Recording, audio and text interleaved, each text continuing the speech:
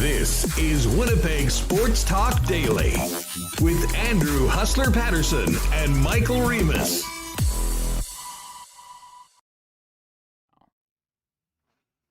Hey, what's up, everybody? Welcome to Winnipeg Sports Talk Daily. Andrew Paterson here with you, along with the CTO, Michael Remis. And what a weekend. Incredible sports weekend. Big win for the Winnipeg Blue Bombers. Jets minicamp continues, and we are just 3 days away from Winnipeg Jets training camp. We're going to hit it all today on the program. Jeff Hamilton from the Winnipeg Free Press will join us. We'll kick around the Bombers' win in Edmonton, as well as the latest from minicamp, and take a look ahead to training camp with Hammer.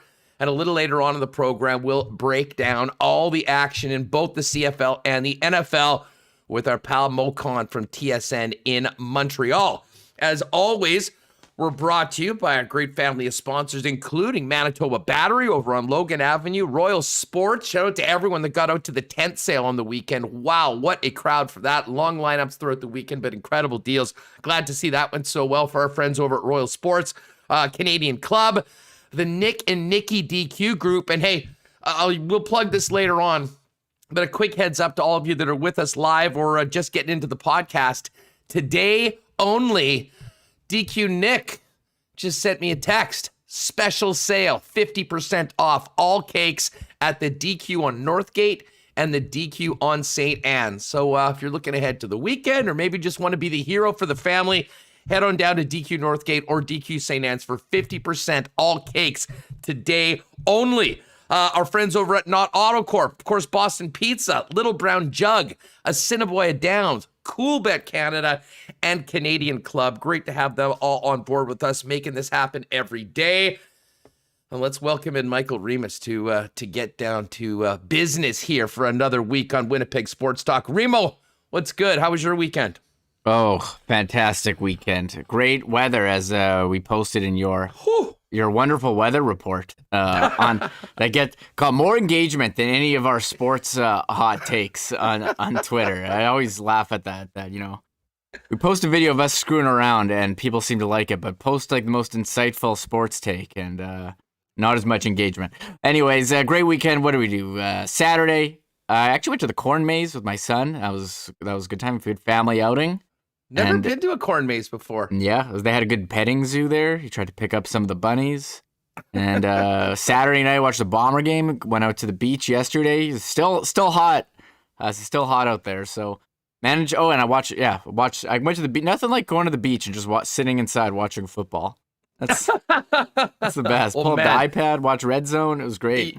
Fun week. The CFL games overall weren't fantastic. I mean, there was no real thrillers or anything like that, but tell you what, another big performance by the Winnipeg Blue Bombers, which we'll dive into right now. Of course, today's a very big day here in the community. It is decision day, where everyone is going to need to make their votes heard. On what, you ask? The future of the Bombers kicking game. Yeah. Because that is what everyone's talking about here in Winnipeg Sports Talk right now. Big win for the Bombers. A game that almost was essentially over in the first quarter.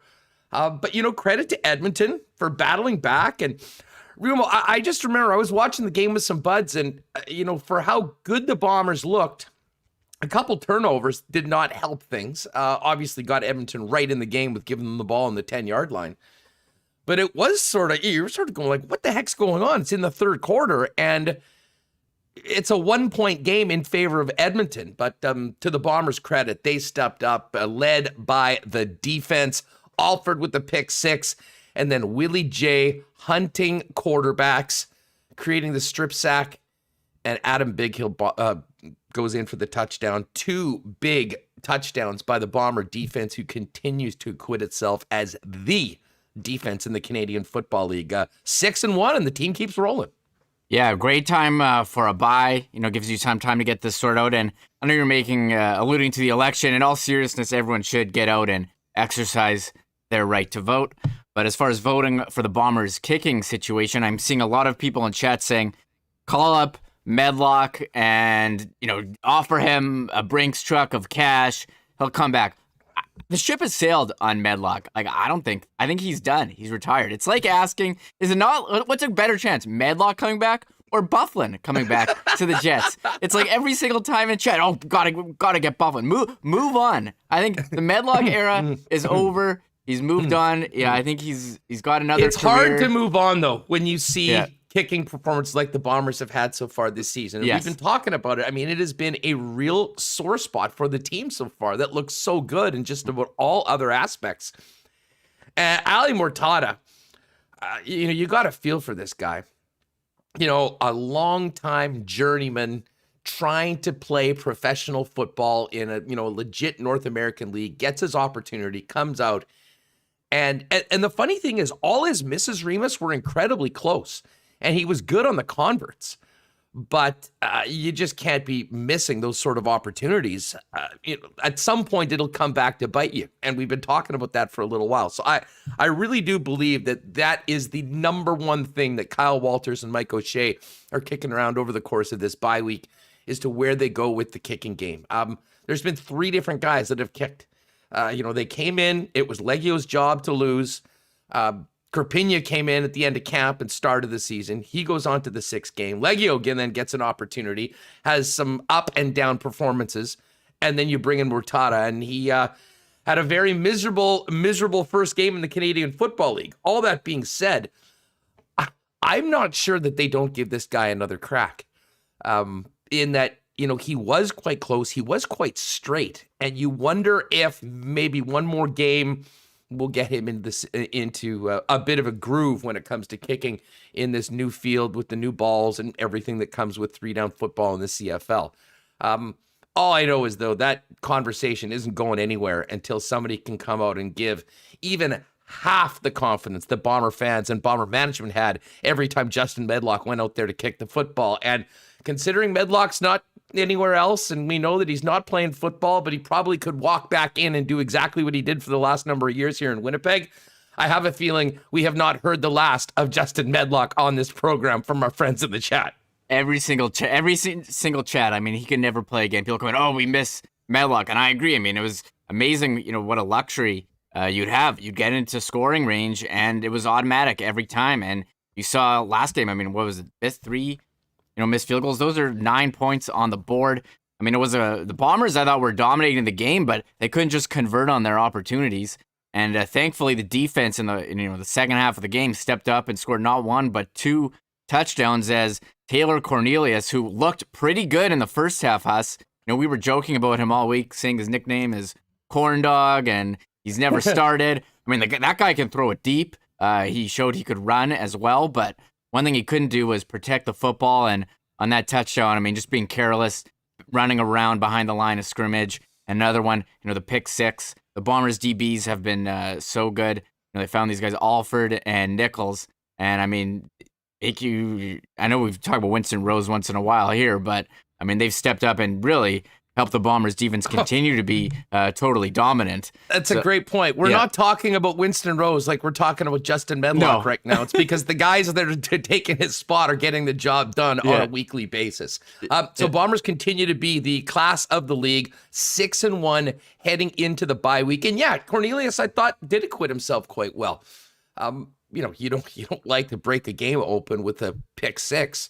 And obviously, you need to take better care of the football and keep an eye out on where guys like the Landshark are before it ends up in the hands of Adam Bighill and in your own end zone. But for a first start in the situation that the Elks are in, I think they'll take that from him. But the bottom line is their timing is terrible, because this guy needs to get his feet wet in the Canadian Football League and keep the Elks in the playoff race. And he's got to do that against the defending Grey Cup champion Winnipeg Blue Bombers, who as I said, it's a 15-point win, probably accurate when it comes to what the actual gameplay was overall. But it's going to be a very tough challenge for the Edmonton Elks to get into the playoffs right now. And I'll say the same thing for Calgary, man. Reem. I mean, what a missed opportunity for the Calgary Stampeders on Friday. I mean, going on the road, you've got Bo Levi Mitchell back. You're coming off that big win in Edmonton that, for all intents and purposes, saved your season. And you get the benefit of playing a third-string quarterback in his first CFL start, and they could not get it done. Matt Dunnigan called the first half of the game on Friday between Calgary, between the Stamps and Hamilton, as the worst half of football he's ever seen. It certainly was no Picasso.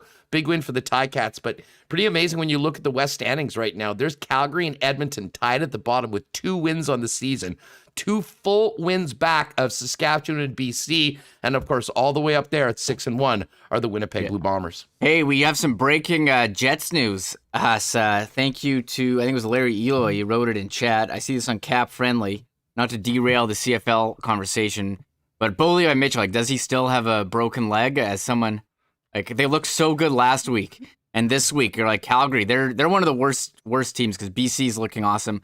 But the Jets have, according to Cap Friendly, the Jets have placed Sami Niku on waivers for a purpose of contract termination.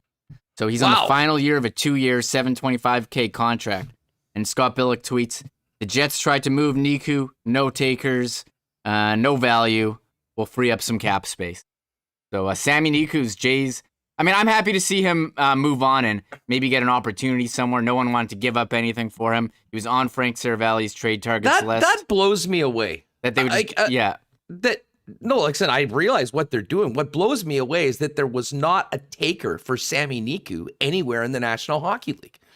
And listen, I'm not one of these people that's been banging the drum, hey, he needs to be playing. I mean, I think we've seen Sami at times get opportunities, and we've seen him do some great things in the American Hockey League. It was pretty clear that the chance of playing wasn't going to be here in Winnipeg. I mean, guess there was the potential that he could have been an extra defenseman that would have been in the press box that would allow guys like Hanel and Sandberg to play in the American Hockey League if they weren't in the lineup. And Nate Beaulieu is obviously in a similar situation to that, an extra player with the NHL club.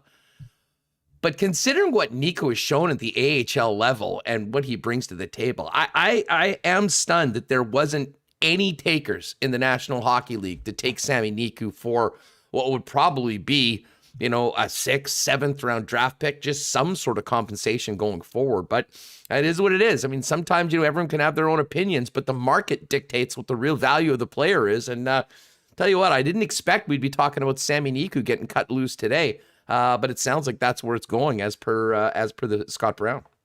Yeah, Scott Billick and Cap Friendly. Scott Billick, excuse me. Yeah, and I'm sure Scott Brown will put out a release or something for the Jets maybe. But yeah, Sami, I mean, you look at his career, as you said, drafted in the 7th round, 2015. He's played 54 NHL games. He's got 10 points, 2 goals. I believe that was in the game against Montreal where he played 1 game in 2017. I remember Sami Niku in DraftKings. I'd always get excited for him, saying, "Oh, this guy's got power play talent," and he was playing power play. But I mean, you look at the Jets' depth chart this year; he was not getting in, and I'm happy for him. Gets a big opportunity to move on to an organization where maybe he can squeeze in and actually get some playing time because it seemed like the coaching staff didn't want to play him. And you look at who they brought in on defense and who's ahead of him now. Stanley, Hanela, Sandberg. I mean, did Kovacevic pass him? I don't know. But yeah, he wasn't going to get any opportunities here. So I mean, I think this is a good move for him. And they tried to trade him, and no one wanted him. Yeah, where Sami Niku goes from here will be very interesting. I mean, does he get a PTO somewhere? Is that what will happen? Does he potentially go to Europe?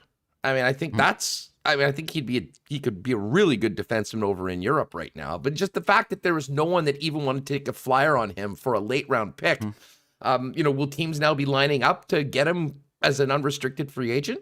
I'm really not sure. But wow, what a way to start off the week, the end of the Sami Niku era here in Winnipeg. I'll say this: he's a fun player to watch. I mean, he had some real moments, and he does have a tantalizing offensive skill that I think did really excite people. And it had to have excited people in the organization when he came out and he had that incredible breakout season as the defenseman of the year for his first year in North America. Of course, he was the defenseman of the year. Mason Appleton was the rookie of the year that year in the American Hockey League. And it seemed like both of those players had pretty bright futures.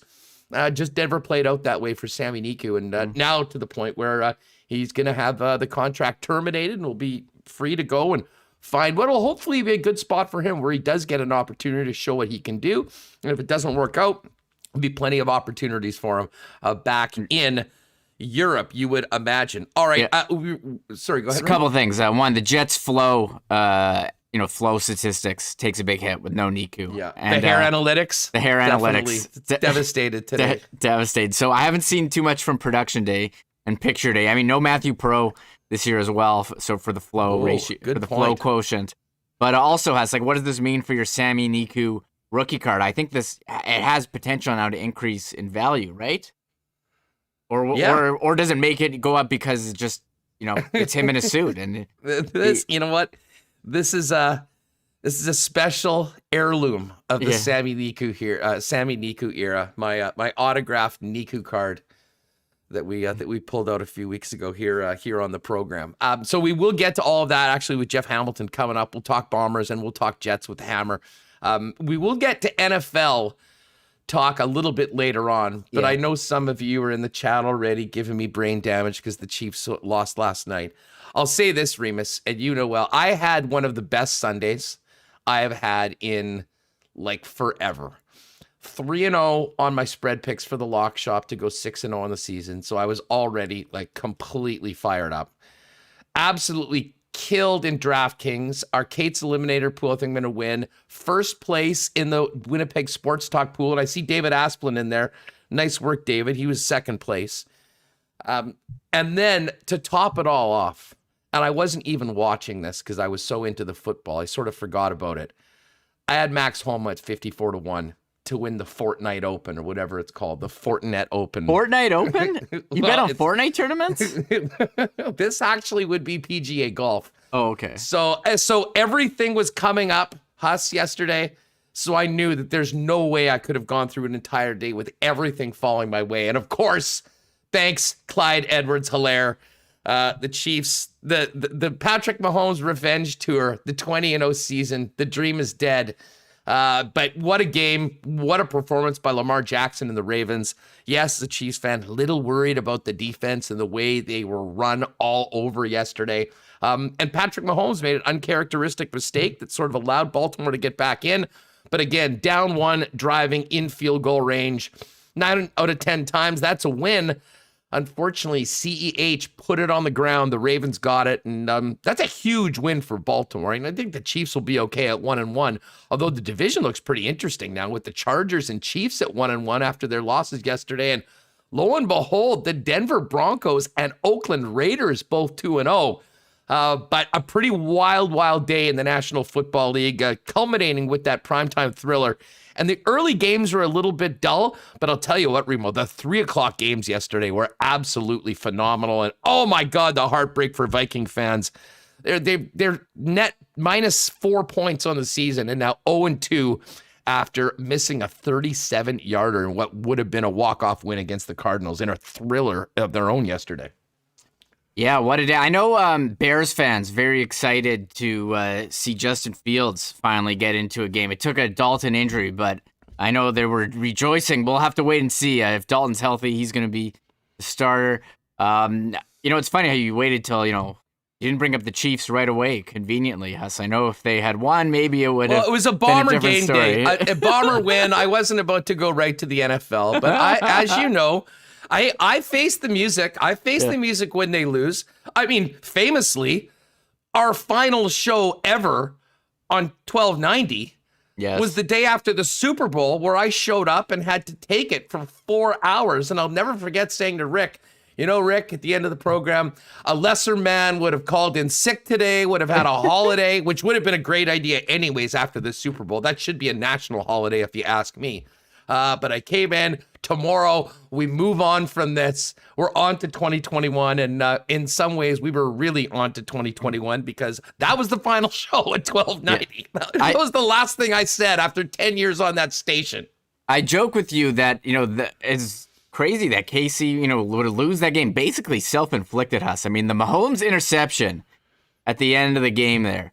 I mean, falling forward, throwing. I mean, that's not a Patrick Mahomes play. I said that's like, I think I saw Jameis Winston do that a couple times in the Saints loss, and you did not appreciate that. But I think, is it safe to us to close? Can we close the book on Clyde Edwards-Helaire? I know he was like a first-round fantasy pick last year.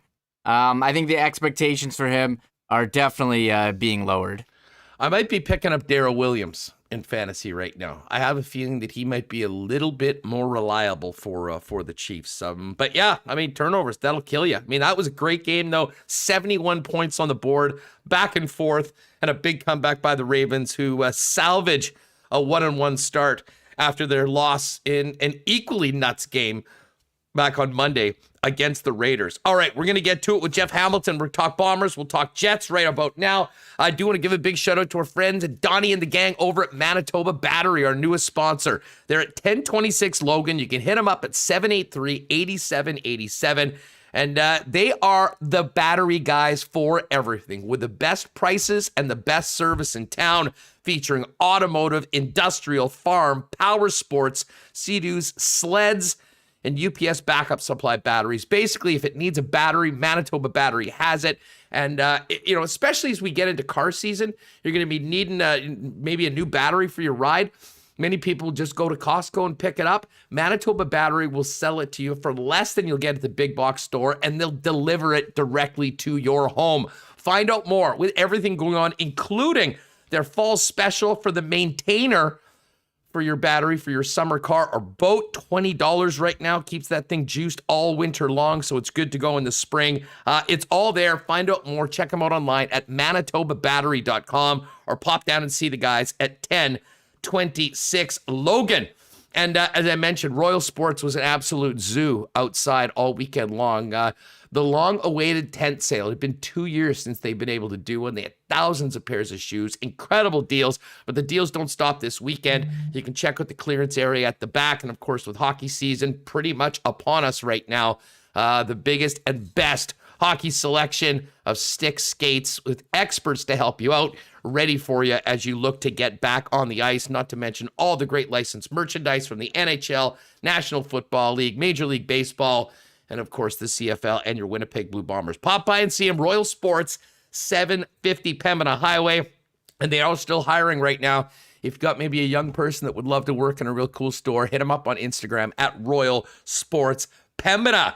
And a big shout out to our friends at Canadian Club. Going to be a little bit before we're back in the stadium with the Winnipeg Blue Bombers. Of course, CC is the official spirit of the Winnipeg Blue Bombers, along with Jim Beam, Northern Keep, and Brugal Rum. All that action in the North End. But spice it up any day. Pop down to your local liquor mart and grab the good stuff. That is Canadian Club whiskey. All right, let's get the hammer in here. Chop it up. Lots to talk about on all the local teams. Big win for the Bombers. Jets minicamp continuing and training camp coming up.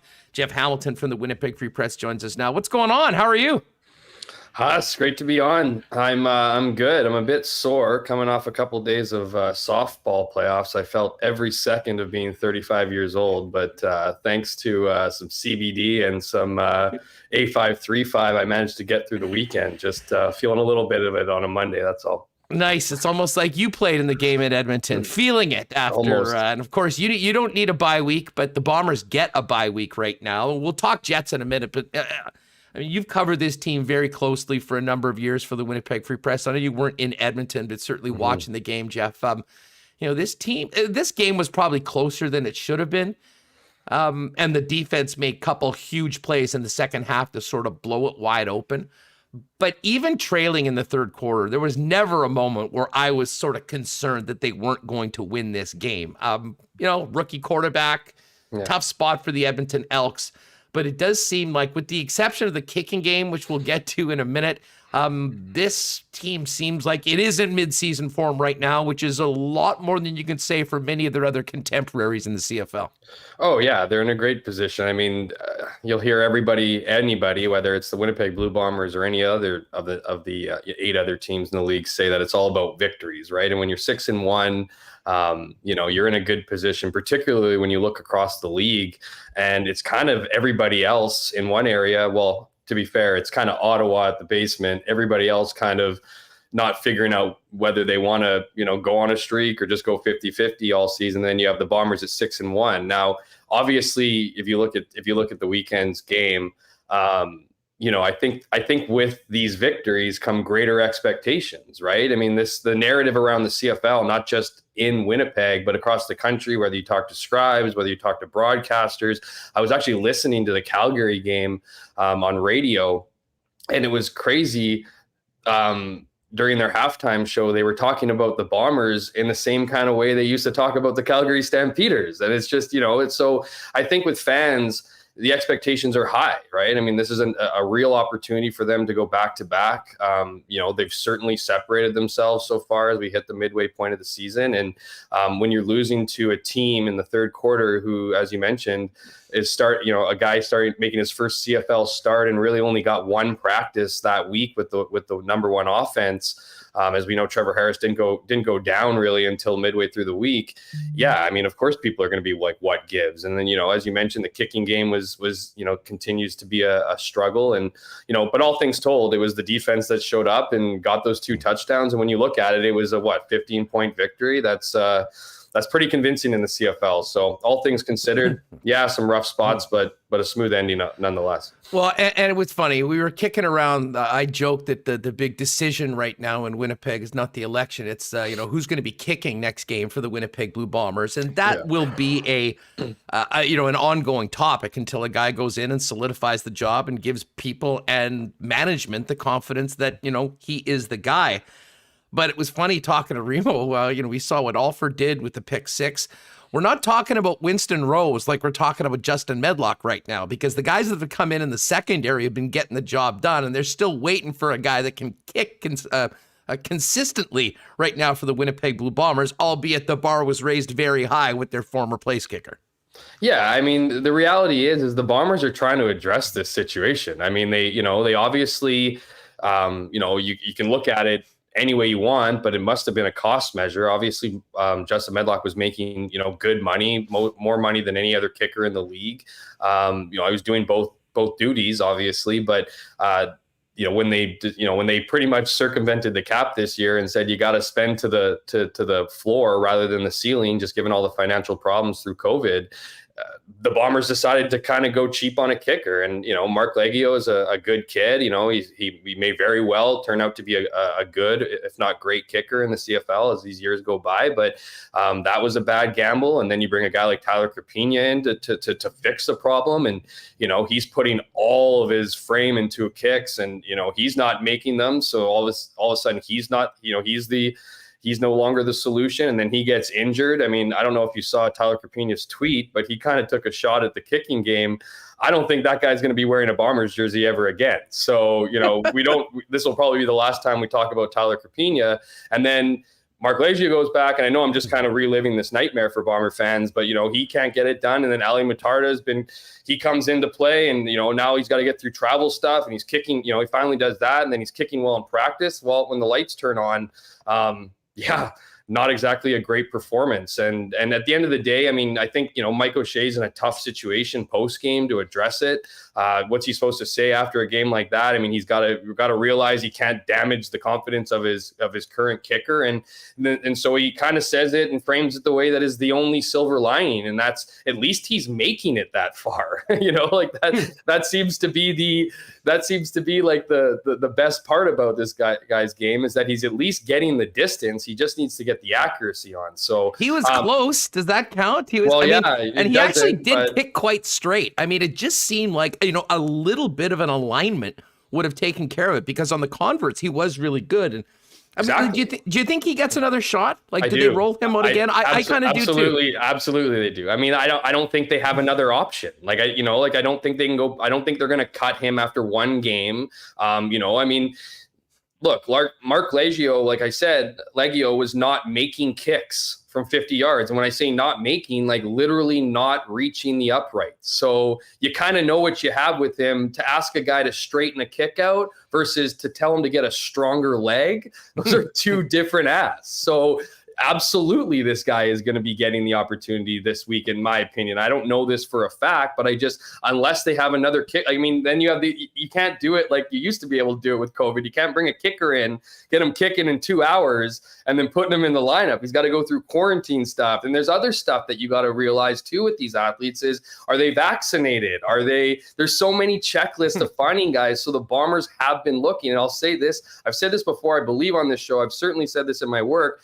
They are trying to call Justin Medlock. He is not picking up. Like, he is not coming. Like, this is not an effort. This is not an idea that the Bombers have just, flown by. They want him here. That, they would love to have him here. He is not in a situation to move his family to Winnipeg, and therefore will not be on the team this year. I mean, and that's his right, obviously. I don't know if he's even been kicking. I know he's got a full-time job, out in California, but whether or not he's been putting that, I don't think he's been putting that meticulous work in that he's used to, because why would he? He's not playing. So would he be an upgrade to all these guys? Absolutely. Would money be an issue? I don't know. But at the end of the day, that, anyone who's wondering where Justin Medlock is, or the Bombers calling him, they're calling him. He's just not coming. Yeah, he just ain't coming. So, yeah. Well, I know Rob Mahoney saying you really think a 31-year-old just needs a tweak to finally become accurate. I guess I just meant it's his first CFL game, first time here in game situation and 3-down football. The field's different.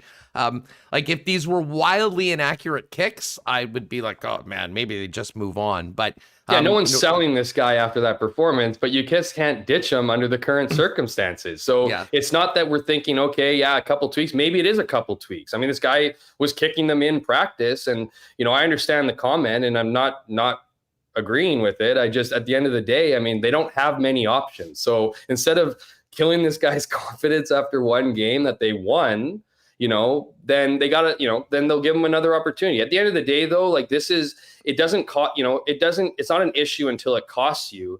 And the reality is the Bombers don't want to get into a neck and neck, particularly when it comes to one and done situation in the playoffs, and they don't have this fixed. So it is concerning. We're at the halfway mark of the season, and it seems like it's only gotten worse, not better.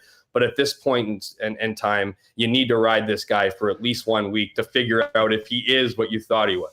Yeah, and you know what? And to the Bombers' credit, for the team outside of the kicking game, I mean, they're good enough that it hasn't bit them yet. And that is a nice position to be in, but it's unrealistic to expect that that's going to continue all the way to the final game if you plan on winning the Grey Cup. They will have to win some tight games. They are going to need a few big kicks this season if they want to get back to where they were in 2019. That's just a fact. Absolutely. And I mean, they know that. They're not thinking, they want to address this. They want this to be, they understand this is the weak point. Special teams has been the weak point all season long. They haven't found consistency, and it's not just the kicking game, it's the return game as well. You get those pieces going, you can figure out, at least the kicking situation, and you're in a real good spot if you're Winnipeg. It's just, again, like, I'm not defending the Bombers here. I'm not, defending Ali Mataro, who had a bad going, but at the end of the day, I mean, he's going to be in probably for another week. And if you're not doing your due diligence from the management side and trying to figure out who is available in the event that this doesn't work out, well, then we can start kind of pointing fingers at the Bombers in their efforts, at least. Jeff, we're halfway into this 14-game season. The team's 6-1. They've been the class of the league, and you see the performances that the offense is, put together, that season that Zach Collaros is having, the way the receivers have stepped up after some pretty significant drops in that Toronto-Calgary period. Mm-hmm. And then the defense and what they are doing, it's really leading the way. Adam Bighill playing, like a defensive player of the year candidate. Willie Jefferson certainly in there. Jeff Coate. I mean, it all is going so well. Can we start talking about where this team might be able to rank amongst some of the great Bomber teams? And again, we haven't had many in the course of the last 30 years. There was, of course, the 2019 team, the 2011 team The defense, I think you can make some comparisons to. The offense, to me, is light years away ahead of where the 2011. I mean, that team sort of got dragged to the Grey Cup. And then on top of it, when you think about how special that win was in 2019, this group does have an opportunity to permanently put this team in Winnipeg sports history as well as Bomber history as, not only a great team for this season, but part of an era of Bomber football that, to be honest, had been missing for 30 years. Well, really since the 80s.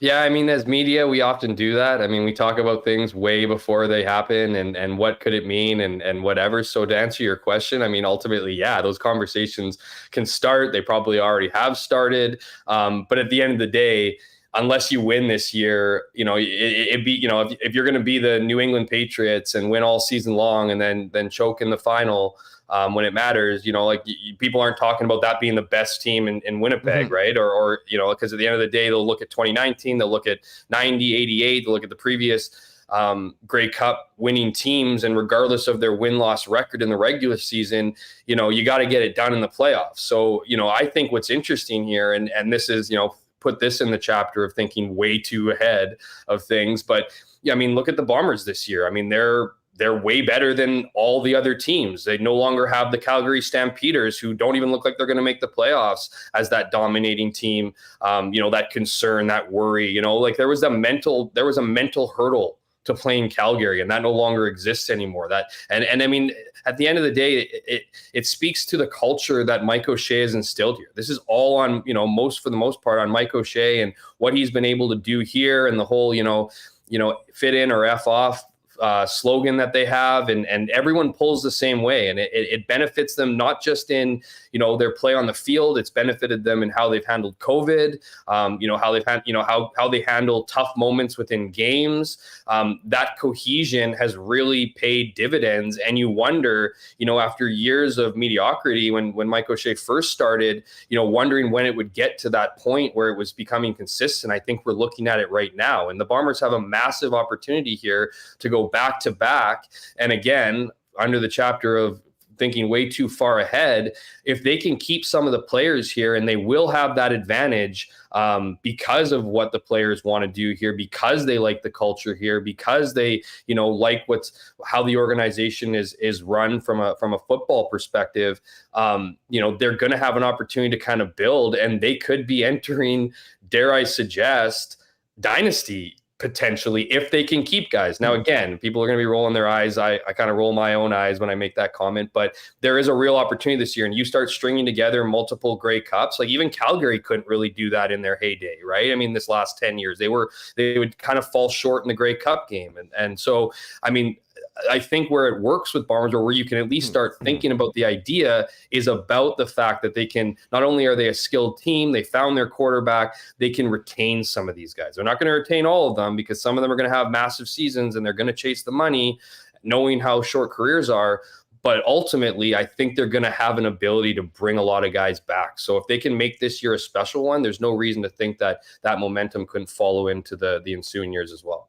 Hey, just before we move on to the Jets, a big part of this team, and I was on CFL this week earlier today with James Sabalski and Donovan Bennett, and they were talking about Winnipeg, and we were talking about Canadian quarterbacks. But then we said, well, maybe someone's going to have to break that glass ceiling. And we started talking about the running back position in the Canadian Football League. And 20 years ago, I mean, the thought of having an entirely Canadian depth chart at running back would have been unthinkable. And then, you got Messam, and you got John Cornish, and then, of course, Andrew Harris. And I still maintain that the signing of Andrew Harris probably is the most impactful free agent signing that this organization has maybe ever done, both on and off the field.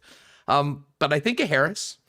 I think of Nick Dembski, who is turning into one of the best Canadian receivers in the Canadian Football League. Obviously Brady Oliveira, all the Oak Park guys coming up, but the way Adam Big Hill sort of made Winnipeg his home, the opportunity is there for this team to do something special. But especially led by these hometown guys. Like the legacy that this team and this group of players, especially the local guys, could leave would be could be something really, really special and unlike anything that we've really seen, as I said, since some people don't even remember back in the 80s when the Bombers were winning regularly. Well, and that's the thing, Huss. I mean, not only are they local guys, but they're local stars. I mean, obviously Andrew Harris is a star. I mean, you could your argument about whether or not he's the greatest signing in Winnipeg Blue Bombers history is certainly arguable. You can make that argument 100%. I mean, what he's been able to do here, he's helped turn this organization around. When you have a 29-year Grey Cup drought and, he's leading the way, not only the most outstanding Canadian, but MVP of that game, that's pretty much, you can't write it any better, from a local perspective. But I also think it helps off the field. I think these guys appreciate the city. I think they have an ability to educate guys about the city, about the community, about the culture, not just in the dressing room, but as an overall province, and how important the Bombers are. And, how when they grew up, they didn't see much success on the field, and that this is a personal thing for them. Nick Dembski, I mean, this is a side note, but what was it, 21 yards and 6 missed tackles? I mean, that was like unbelievable. I've never seen run. I don't know if you're going to see a better run than that. And I mean, and Nick Dembski's like, and this isn't a shot against Nick. Nick certainly brings more value beyond the numbers than what he's recorded, but now he's getting the numbers. You know what I mean? He's not a guy who's had a 1,000-yard receiving season. I think he's capped out at less than 600. Again, he brings other things. He brings a versatility. He can be in the run game. Guys will plan for him. So there is things that he does even when he doesn't have the ball, but he's kind of coming into his own this season and kind of doing what I think the Bombers thought he was capable of when they lured him from Saskatchewan. So, just to kind of round out the whole answer here is, there's a lot of guys, whether it's Brady Oliveira, Harris, Dembski, guys who have, an affinity to this city, a connection to the city where they grew up. And it's the entire team embracing the community, which again, I think falls into the Mike O'Shea kind of impact. You're seeing all the fruits of that effort, if you will, kind of come to fruition, where you're not just racking up the wins. You have a team that you can be proud of. You have a team that, handles themselves off the field courageously. They don't do, they don't pull a lot of shit during games.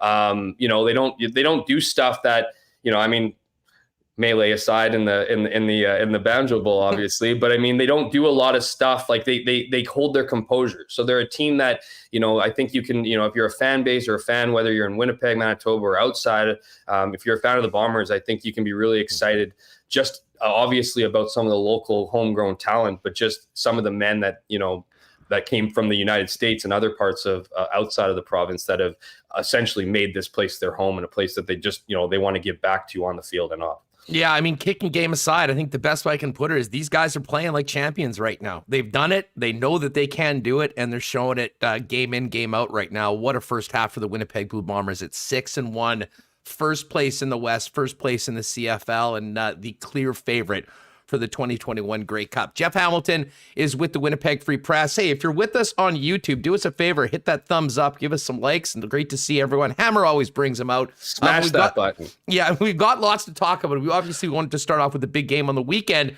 but I know you've been covering minicamp. We've got training camp coming up. I've got an interesting piece on Svechnikov from the weekend in the Winnipeg Free Press, but the interesting kind of breaking news that just came over the wire as we started the program, the Sami Niku era over in Winnipeg, buying out his contract so he can go out. No takers for Sami Niku, which does surprise me. I mean, just the talent that he's shown. I can't believe that there wasn't a team that wouldn't have thrown a late round draft pick. But just what do you make of Sami Niku being done with the Winnipeg Jets?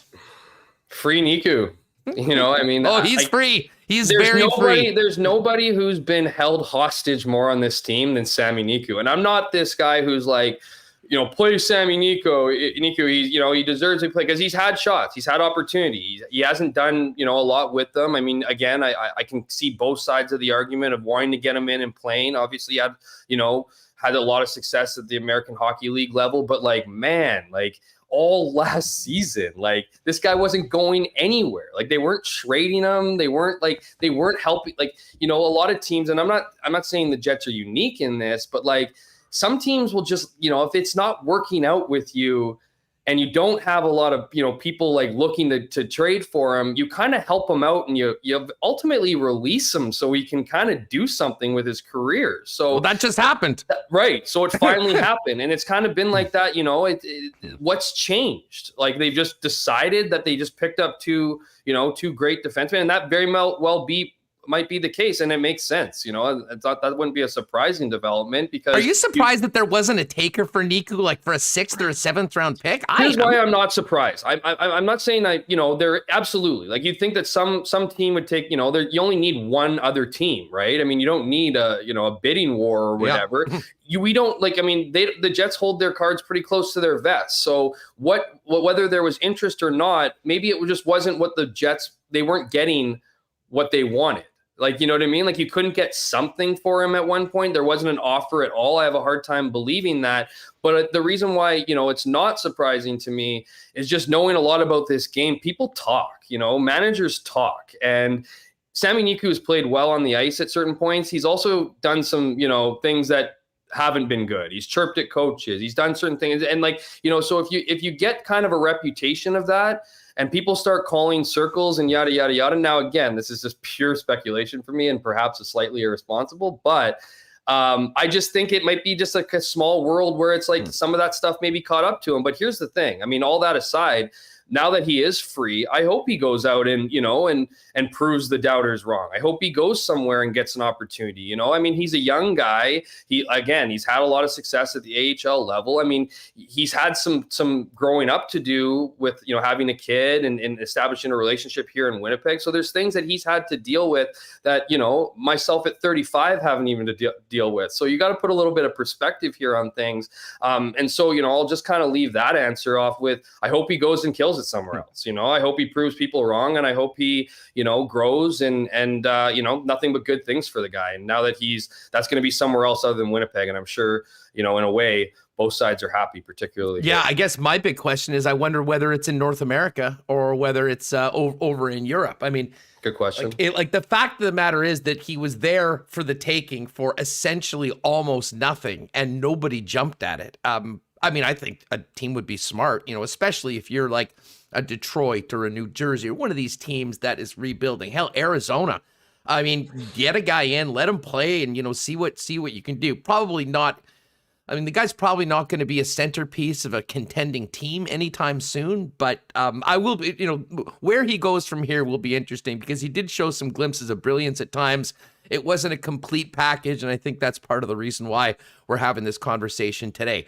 You're out at minicamp on the weekend, and again, we won't ask you like, how is this guy looking? How is this guy looking? Because you're just doing a bunch of drills. We will see how these players are looking come Thursday, though, and in a lot of ways, a good opportunity for these guys to familiarize themselves with the coaching staff, the organization, many of them in the first time before they get a chance to show what they can do against the guys that are expected to be in that starting lineup when the team gets going in Anaheim.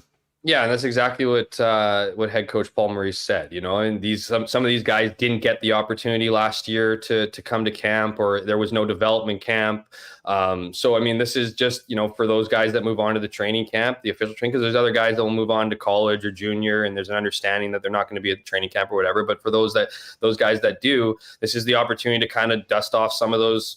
Rust or whatever, so whatever, get out some of the nerves, because, some of these kids are going to be nervous. And that's where I think a message from, Paul Maurice saying there isn't really going to be judgment here through the first 3 days, bodes well for this team, because, there's a confidence in Winnipeg. Even Paul Maurice talked about how with the team they have this year, at least on paper, they look like real contenders. They addressed a major issue on defense. They always had the goaltending. The forwards are stacked. So this is kind of the season. So there's a little bit of an ease, I think. I mean, you look at the last couple training camps, and whether it's been, contract holdouts, whether it's been, Dustin Byfuglien obviously not coming. There's been a little bit of drama, if you will, to start some of these camps. And this is the first year where you pretty much buckled up everybody and it's go time from day one. So, for me, it's, I think it's, great for these young kids. I think they mostly understand the situation with it, but I love what the beauty of sport is there's always going to be surprises. It doesn't matter if you get drafted. Well, it does matter if you get drafted in the first versus later rounds, because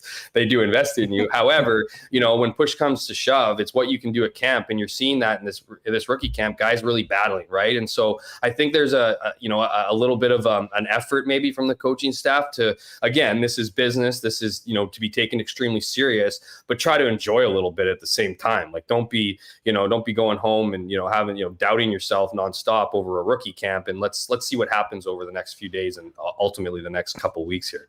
Now, you had a neat piece in the Freep on the weekend on Evgeny Svechnikov. And Svechnikov, speaking of former first-round picks, I remember doing shows in Calgary with Pat and the guys on 960, and we were talking about the remaining free agents out there. And you pretty much went down the list, and everyone was 34, 35, 37, 38. Totally. And then there's a 24-year-old former first-rounder that's on the market. And, what happened in Detroit is all ancient history. Speaking of fresh starts, he's getting that fresh start here.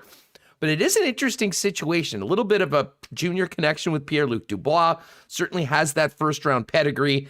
And he's on a unique contract where he's essentially signed with the Moose. I think most of us expect that there'll be a two-way deal signed after the first day of the season because it'll be easier to get in under the cap. But tell our listeners a little bit more about this Svechnikov situation and what he might be able to do for his career here in Winnipeg and what he might be able to bring to the Winnipeg Jets. Yeah, I mean, this is a guy who, like you said, Huss, is 24 years old. And you just sometimes, like, even as a reporter, like, you look at some of these guys' ages and you look at, like, how long they've been playing pro hockey for. And it's like, wow, like, he's been playing for years and years, but he's only 24 years old, which is a unique age. And again, just to echo what you said, like, he specifically said he didn't want to talk about the issues in Detroit. He did admit there were some. He did admit that he was looking forward to a clean slate in Winnipeg. He said Winnipeg was his decision. He wanted Winnipeg from very early on, whether that has to do with the Pierre-Luc Dubois connection or not, at least in part it does. But, he just had an affinity for Winnipeg. But he ultimately needed the mental reset too. And I think, hockey teams, when you look at 24 years old as a first round draft pick, as a forward, you look at opportunity, and he played 21 games last year. And so for him, I think he, saw a team that wasn't doing very well. Obviously, the Detroit Red Wings have been in a tough spot for the last couple of years as they continue to rebuild their organization. And he wasn't getting probably the playing time that he wanted. I do think it's pretty interesting that, he chose Winnipeg just because of their forward depth. But, as good as the Winnipeg Jets are up front, he's not vying for top six necessarily minutes. He brings a physicality to his game. He obviously feels he can score offensively, but he can bring, a bit of a toughness, whether that's to the third line, fourth line, what have you. I think he sees a real opportunity there and a willingness, most importantly, to start with the Moose, to get the opportunity and to take that opportunity. And I think it's one of those things where maybe he surprises, maybe he doesn't. I don't know. It's going to be tough sledding for him potentially this year, but maybe not. I mean, he's a guy who's determined. He's saying the right things. He's grinding. He's grinding out there. He's battling out there. So you can see that passion, and there's no ego either. And so if there's a little bit of some familiarity with Pierre-Luc Dubois, and that's helping him kind of feel more comfortable with the guys. As you said, he's got that confidence as a former first-round pick. Maybe it works out, and that's kind of the beauty of finding these guys. You kind of hope some of them do work out, and so whether or not that's the situation for him, I think he's got the right approach. I think he has the right, so far as the right work ethic and all those things, and ultimately is going to be battling for a spot. That's pro hockey, but I think he probably looks at Winnipeg, and this is me just speculating, but I think he looks maybe at a 2-year opportunity here, right? I mean, if it takes him a year to prove that he's that guy on the Moose, or if it takes half a season, whatever, I think he can look at Winnipeg in a 2-year kind of look and see if there is opportunity, because he's looking to seize that one obviously here. Yeah, well, and the other thing from a player in his situation, I know we look at Winnipeg and we think about all this high-end talent sort of in the top 6, but with the exodus of Perreault, and Nate Thompson and Trevor Lewis. And yes, there's some young players in the organization that would maybe have inside track on some of these jobs. But I mean, the bottom of the forward group is a very different situation than we've got at the bottom of the defense core. And that, of course, is a big story, with, in all likelihood, Halel and Sandberg, just having no room. Even if they play out of their minds, they'll probably start with the Manitoba Moose. That's not the case if you're trying to win a depth job for Paul Maurice in the bottom 6 for the Winnipeg Jets up front. No, completely agree. And I mean, factor in injuries, and you might be in there sooner than you expect and maybe not necessarily earning it. Now, that's obviously going to be the goal, is to earn it. But, we see a lot of injuries in the bottom six. They don't play a ton of minutes, but we see them in the top six. So guys get promoted from the bottom six to the top six in some instances, right? So, certainly when you look at the grand scheme of things, that question of, well, why would you want to come to Winnipeg, as you kind of alluded to, it's probably a bit more of a real question to a blue liner rather than a forward, particularly one that wants to fit in there. If you come in here and you want to be a scoring guy and you're at 24 years old and you haven't really carved out your career and you think you're an all, an around the net kind of sniper, yeah, you're probably in tough here in Winnipeg. But if you come here with the attitude that you're going to be a hard worker, if you're going to, be hard on the puck, hard puck battler, and like I said, I've seen that from him so far in this mini camp. The Jets need that. They want guys who are hard on the puck to play those bottom six roles. So, he's a guy who certainly is in the conversation, and all those things we mentioned about him, not just what we've seen the last few days, but what he's been able to do over the last few years, particularly at the AHL level, in some cases, the NHL level. He is going to be viewed as a guy who's experienced, who's capable, and is probably worthy of an opportunity sooner than later. Yeah. And just as it pertains to the bottom six, when we get going with the main camp on Thursday, the battle between Vesalainen and Harkins and Gustafsson and Riley Nash and Svechnikov, those guys in that mix, I think is maybe going to be the most interesting storyline of training camp. I think everyone's going to be looking to see how Pierre-Luc Dubois looks with his new number, with the full, because I don't think there's a bigger story for the Winnipeg Jets when it comes to one player achieving his potential and what they thought they were getting in him than Dubois, for both personally and the success of the team. And then, of course, the backup goalie situation. Eric Comrie, it's his job to lose, but I do think it's imperative for him to come out, have a strong camp, play well in the preseason, and sort of start establishing himself early, as opposed to just the next guy that's getting a shot because he makes league minimum. Absolutely. Touch on a couple of those things. Pierre-Luc Dubois is the number one storyline. He's obviously under contract for this season and as an RFA. So he's essentially playing for his next deal. But he's also, last year was a weird year. It was a year. There's less excuses this year, if you will. I think Pierre-Luc Dubois, he obviously took a lot of heat. I don't think he ignored that heat. To his credit, I think he addressed it. We were asking him almost every day, if not every second day, where's his game at? What's he? How many times do you ask the season? What do you think of your game? Like it weighs on you a little bit. So certainly a big storyline, and yeah, absolutely with the goaltending. Eric Comrie, if you look at his history, yeah, absolutely. I'll give you an absolute fact. Might be the nicest guy in the National Hockey League. He might be that guy, the most trustworthy guy, but he hasn't proven that between the pipes. And so, we've talked about it every year that, should Connor Hellebuyck be playing less games? He's proven us wrong. He's capable of doing it, yada, yada, yada. But eventually he's only getting older. So he can't be, the responsible decision would be to probably limit some of those excess games, to a certain number. But if you don't have the goaltender to back them up and get those victories like you had in Laurent Brossoit for stretches over the last couple seasons, it can cost you in the standings. It's enough to cost you first place, and that's having Connor Hellebuyck get his fair share, his whatever. If he goes down, the Jets finally find themselves in a tough situation. Now, obviously, there's trades and other things you can do to bring a more experienced goaltender in a pinch. But yeah, I think if you're, what you'd like to see from a guy that you drafted, that a guy that just played musical chairs essentially last season and ended up back here, to actually get, to have that opportunity to be that number two heading into a season finally in Winnipeg, there's a point of pride on both sides there. First, as an organization who drafted him, and obviously as a guy who started his career here. So one thing I can certainly say about Eric Comrie, he's going to be motivated, he's going to be focused, he's going to put the work in. It's whether or not that work translates to success and ultimately stops when it comes to putting him in between the pipes. You should be following Jeff on Twitter at Jeff K. Hamilton and reading his work in the Winnipeg Free Press. What do you got cooking up at the Free for this week heading into camp? Oh, it's a bit of a GA week with the Bombers on bye, but I got a couple, GA being general assignments, so it's kind of got to come up with my own ideas. But Jets coming up a couple different days this week. Training camp obviously kicks off Thursday, so lots of always busy times, and then getting ready for getting ready for Vancouver next week when the Bombers get back on the field. Should be an exciting week overall. Right on, dude. Great to have you back on the program. Let's do this again soon.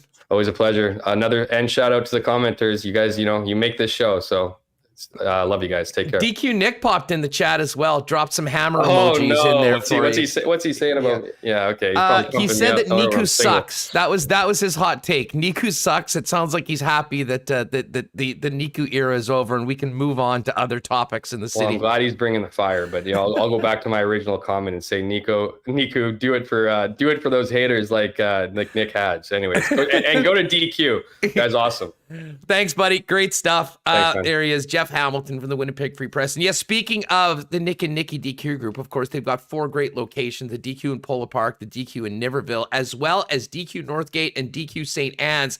And today only, DQ Nick is firing up a little special for the Winnipeg Sports Talk gang. 50% off all the cakes at DQ Northgate and DQ St. Anne's. So head on down there after work, maybe before dinner. Heck, grab a couple. Get one in the freezer for the weekend when things get going. Of course, Nick, great sponsors of ours. While you're there, maybe grab a burger, grab a Blizzard. But today, 50% off DQ ice cream cakes at the DQ on Northgate and the DQ on St. Anne's. Big shout out to our friends over at Not Auto Corp. You know them with some of the best vehicles and the best deals when it comes to getting cars here in the city. But they've also just announced the opening of the new Winnipeg Car Lab. Wraps for vehicles, tinting, striping, rims, all sorts of neat stuff. If you're going to trick out the vehicle, follow them on Instagram, TikTok, all the socials at Winnipeg Car Lab. And if you're in the market for a car, why not get into a great deal with the help of the Not Autocorp team? Waverly and McGillivray, or find out more at not.ca. And might be time for a trip to Boston Pizza. I think we're going to have to be doing our Jets ticket draft this week. Looking forward to that. Of course, Monday Night Football tonight is the Packers and the Lions. The Boston Pizza welcoming everybody back into the restaurants. So obviously with proofs of vaccination right now. Big game tonight. Get some wings, some pizza, cold ones, big sound at all of your local Boston Pizza locations. All right, we've talked Bombers. We've talked Jets. Let's get into some NFL coming out of the week and before tonight's Monday Nighter. And we always love talking about the 3-down and the 4-down game with Moe Khan of TSN in Montreal. Mo, welcome back. How you been? I'm well. Actually, you know what? I do need a DQ cake, but you guys are in Winnipeg, so I'm going to have to do it in Montreal here. So there's a little, interlock over here of cakes from Winnipeg to Montreal. No doubt about that. Hey, just before we get into the NFL, what do you think about the weekend of the Canadian Football League? The Alouettes. At one point they had 442 yards of offense and had put up 15 points on the board. They certainly moved the football. They just couldn't get anything done in the red zone. Is it as simple as that? Yeah, pretty much. Doing against stats for TSN in the booth, they didn't play bad in the sense that their defense held BC in check for most of it, except for 3 big plays by the Lions on offense. But we go back to our last conversation we had earlier in the month, Andrew, that for Vernon Adams, they have to figure out what is the issue with him at this point, because he moves the ball fairly well from the 20 of their own end to the other 20 of the opposing end, but can't get the 6 or 7 points at the end of the day. And as I said to you before about him being a game manager, it's become like that where he's had these game manager moments and then a great game here and there, as he did against Ottawa last week before Labor Day. But now for the Alouettes, there's a 3-game run against division opponents of Ottawa, Toronto, and Hamilton. They have to come away with at least 2 out of 3 wins here, because if they don't, they're going to put themselves in a bad position that we could see a crossover team again from the West going towards the East for the playoff run. So the margin of error is getting a little bit smaller here for the Alouettes, Andrew, but they got to be much better in the offensive end than they were on Saturday against BC. Hey, we're all gaga over the Bombers and the way they've been playing here in Winnipeg. Right. I mean, you're far out of the market. What do you see in the Bombers, and what is the talk about the 6-1 blue and gold at the midway point of the season? So, I'll give you a Simpsons ref, because you always get, though, inside jokes, right? You remember when Superintendent Chalmers went to the Springfield Elementary School doing the assessment? He's, all right, Skinner, I'm going to put the 0 first, and then put a line to, indicate the vertical 1 to make it a 10 out of 10, and they have a big blow up. So right now, the Winnipeg Blue Bombers is my team that will go to the Grey Cup at this moment of the year. They've been far dominant. Look, watching those games against Sask back-to-back, were fairly important because how well they played coming out of the gates for those 2 games. And of course, this past week, I just think the Bombers right now are the best fit from top to bottom in all 3 phases.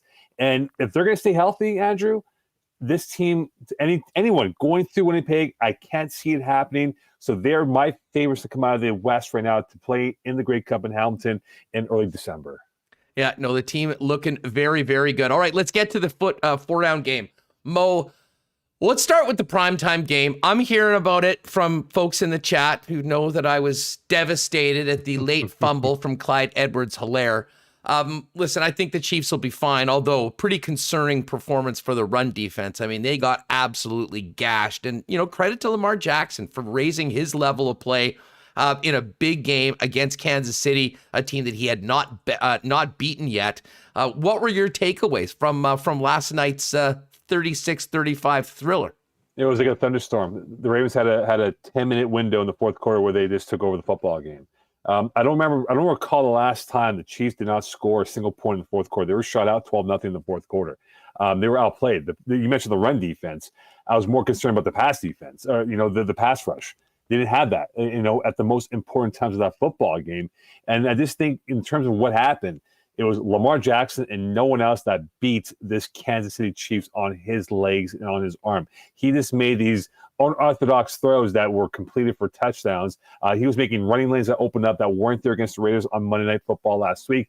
And that's where I thought the Ravens really came up big, because this being a home game for them with so many guys down for the count, 15 guys on IR as we speak, they played it really well for that matter. And look, if this was a 3-quarter game, Chiefs win that football game. We're talking about Lamar Jackson. Can he win the big one against Patrick Mahomes?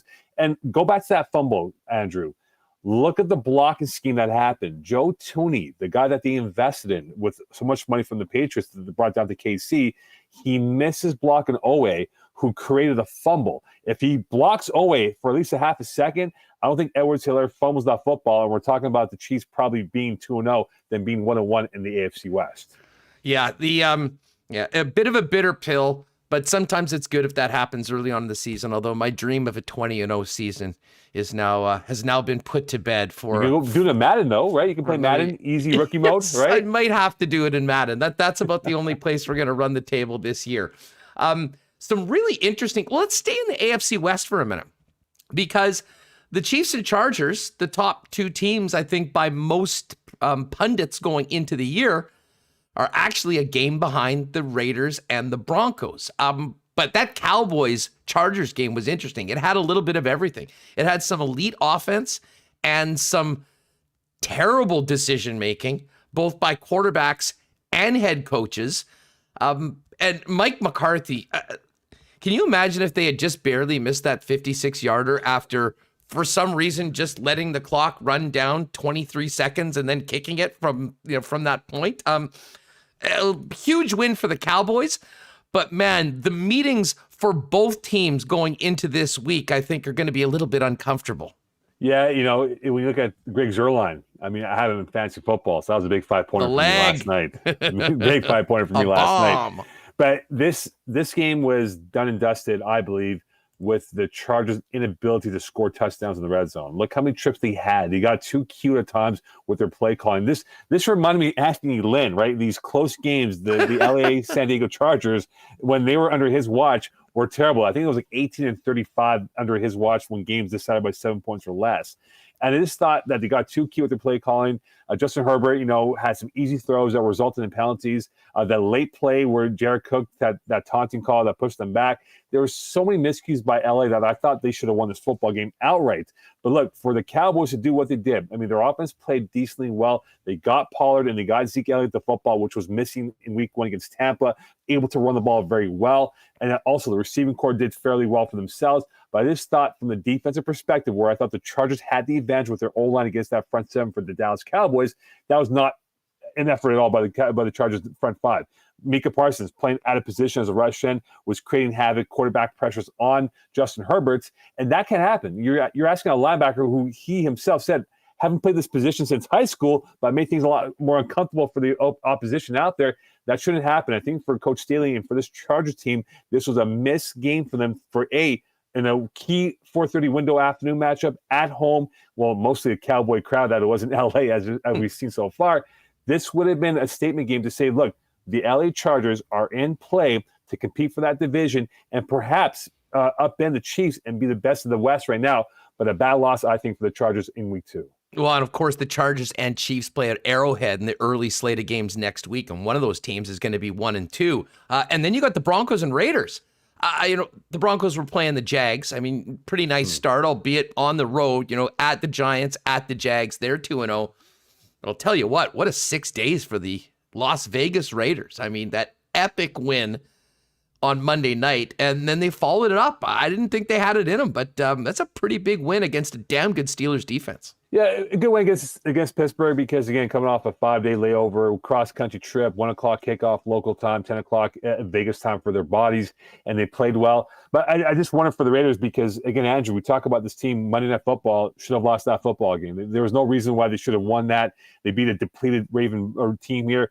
Going on the road, I give them props. They beat the Steelers in their backyard, even though we're missing TJ Watt and others, made Big Ben look ordinary. But if I were to compare the two, the Denver Broncos and the Vegas Raiders right now, I think the Broncos are more stable because they have a better defense to work with playmakers on that side of the football. We still are questioning the Raider defense or whether or not they're legit or not. I just think from Teddy Bridgewater, he plays well in that system now being employed.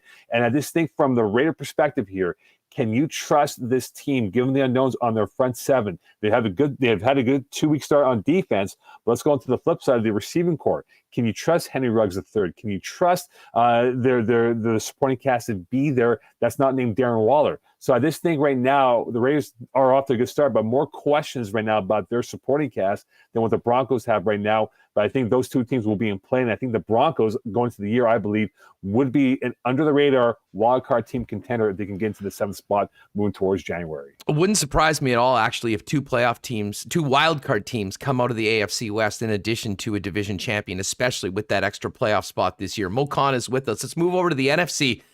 Anyone strutting around on a Monday feeling better than Sam Darnold is right now about his landing spot? A big win. And man, for Jameis Winston, everyone was talking about his 5-touchdown performance. We got to see the good and the bad of Jameis yesterday afternoon.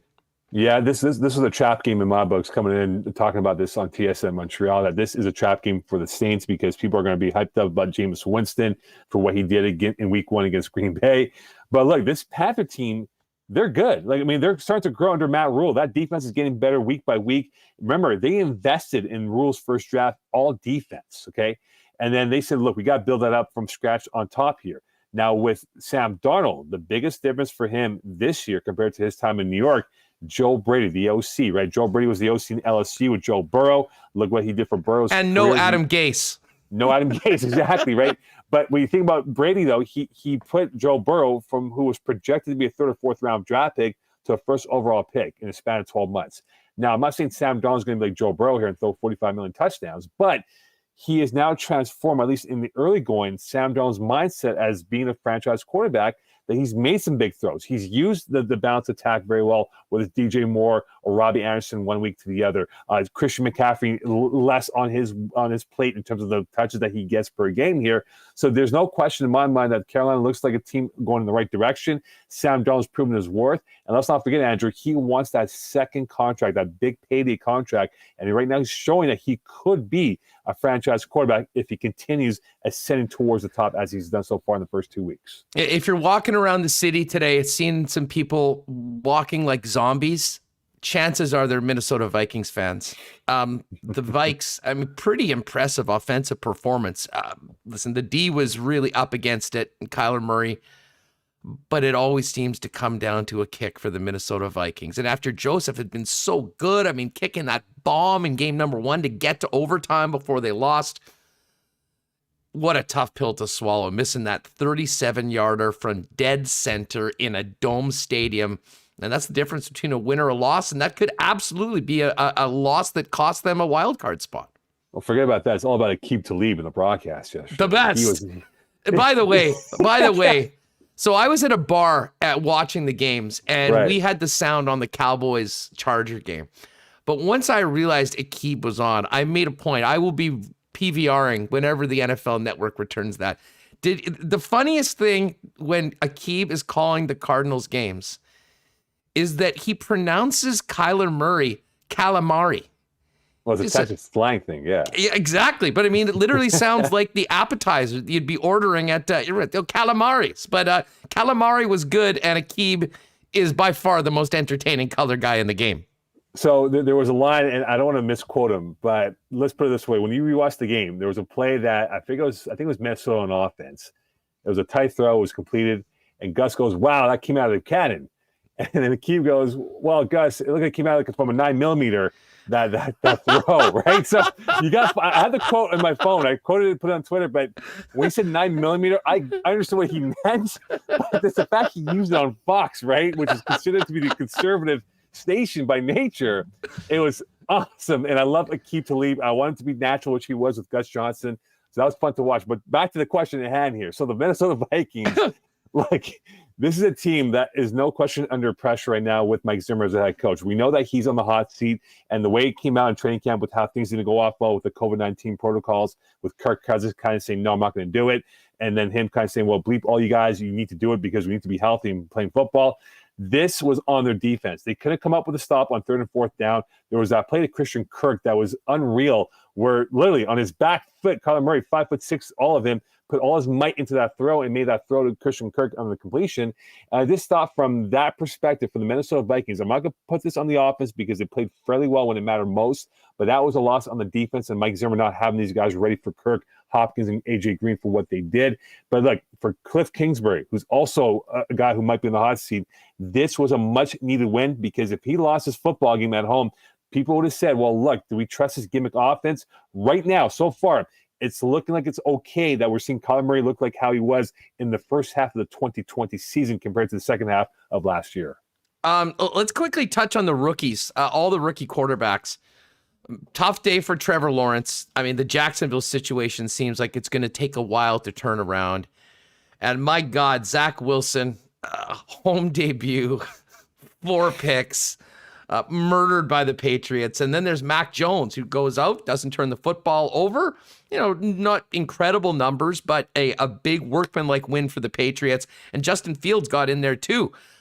What do you make of this Sunday for all of the freshman class of the National Football League at the QB position? Very twitchy for that rookie class because you're talking about guys who are going to organizations that, well, like I think minus the Patriots are a bit questionable, right? Questionable. The Jets, a new revamped structure with Salah, with LaFleur being the head coach and OC. In that market, very tough to thrive in, right? We look at the Chicago Bears, Matt Nagy's coaching for his job along with Ryan Pace as the GM. So now you know with Andy Dalton out that this will be Justin Fields' team for the present moving forward here because they need to have W's and really impress in that division. I just think for Trevor Lawrence, my question mark about Urban Meyer is this. He needs to alleviate that throwing situation from Lawrence and allow James Robinson to carry the rock. That's something they've not done so far in the first 2 weeks because you're talking about a questionable O-line for Jacksonville, Andrew, that can't pass protect. You need to allow James Robinson to be that bell cow for now until Lawrence is much more comfortable at this level of professional football. And I just think overall, for these quarterbacks drafted, Trey Lance did not play. For these quarterbacks drafted, it's all about where you land. Guys like Trey Lance, guys like Mac Jones, they're in better situations where there's a proper structure from top to bottom here that will enable them to be much better quarterbacks in 2-3 years' time from now. But I feel bad for the confidence for these young guys because if these guys continue to throw INTs and get hit nonstop, by year 3 or 4, they could become like Sam Darnold and just lose other confidence, or like Carson Wentz, be banged up and retire earlier than expected. Moe Khan of TSN 690 in Montreal is our guest, breaking down the week in the National Football League. Before we go, Mo, let's talk about this Monday night or tonight.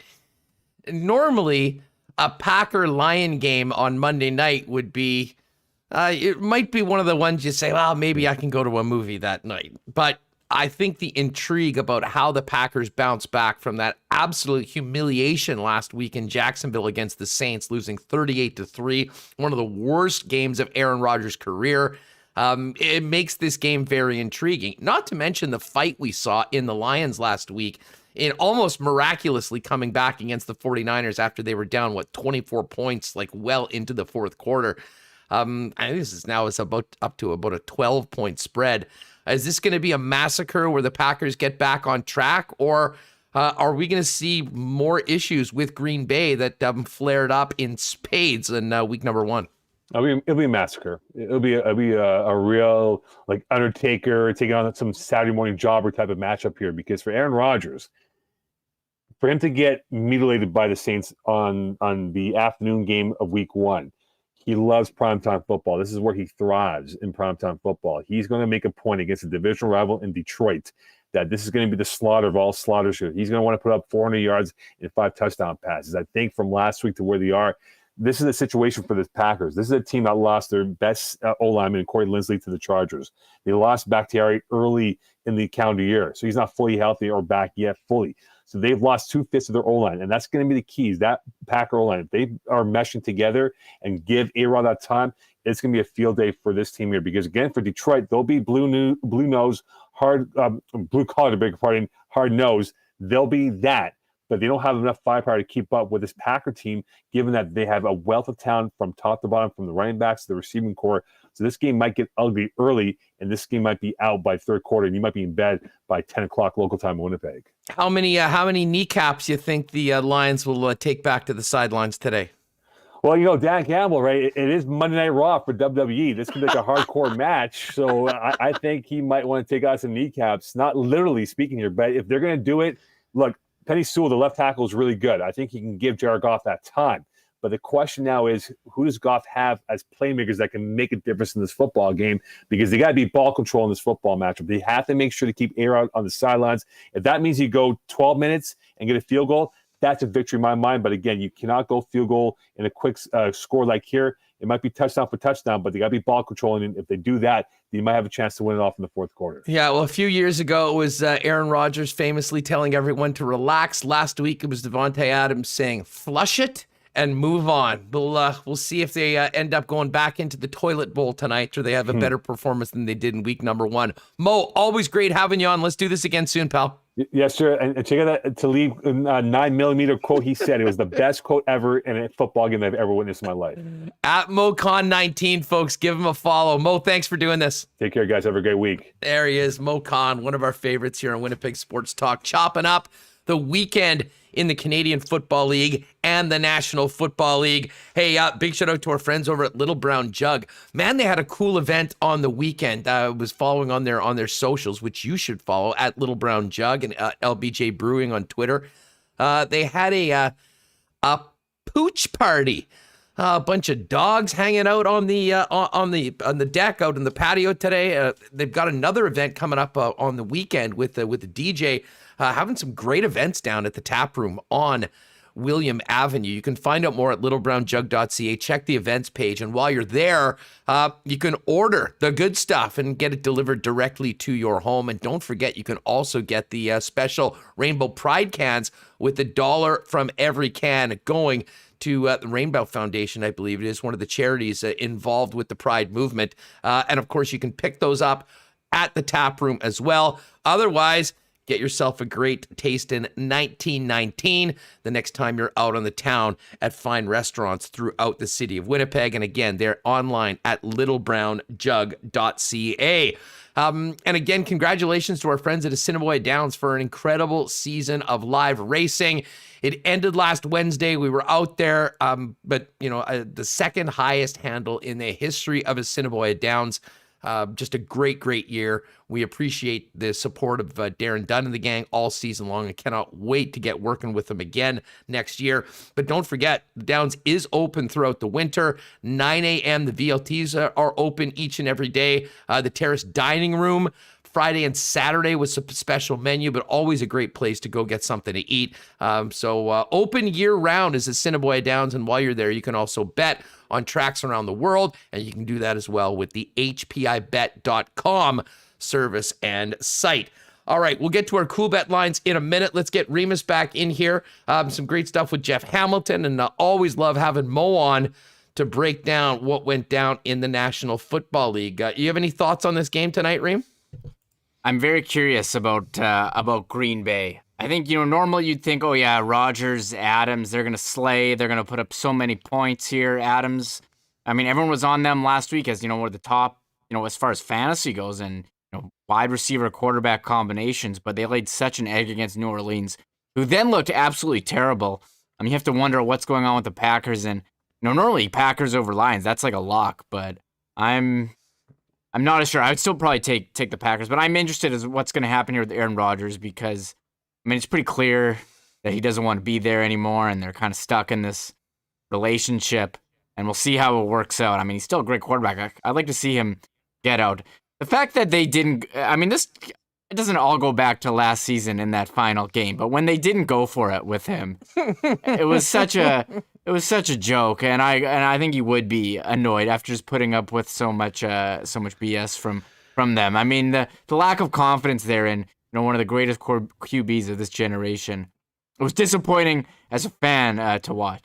Well, I mean, to me, it goes back to the draft the year before. Yeah, and taking Jordan Love. I mean, just unconscionable in that. I mean, maybe they think that this guy is the next Aaron Rodgers and he's going to be sitting behind them for a bit. But for a team that needed receivers so badly, to pass on a number of great receivers and then see their arch rivals, the Vikings, take Justin Jefferson and have him turn into an all-pro in his first year. Pretty bitter pill for the Packer fans to swallow, and maybe more so for Aaron Rodgers that just simply did not have the weapons last year beyond Devontae Adams. Let's get to Coolbet. The line for today's game is now up to 12 points. Packers laying 12 at home at minus 103, a massive, massive money line favorite at minus 556. And the total is 49 for tonight's game. So that's up there. We do have a Thursday game that's already on the board. The Panthers, 7.5 point favorites in Houston to take on the Texans. We'll chop that up on tomorrow on the Lock Shop. And while we're at it, I'm not sure whether these the numbers are still up. Okay, the election odds are over. I was going to say the election odds. Oh. I wanted to see whether those were there. That was interesting to see. I've just been following those throughout, not political at all. We'll have to hold my nose when I vote for somebody today. But it was very interesting to see how that moved. I mean, the Liberals were like minus 1250 favorites at one point, and then in about 3 weeks, it completely flipped. The Conservatives were actually a little bit ahead.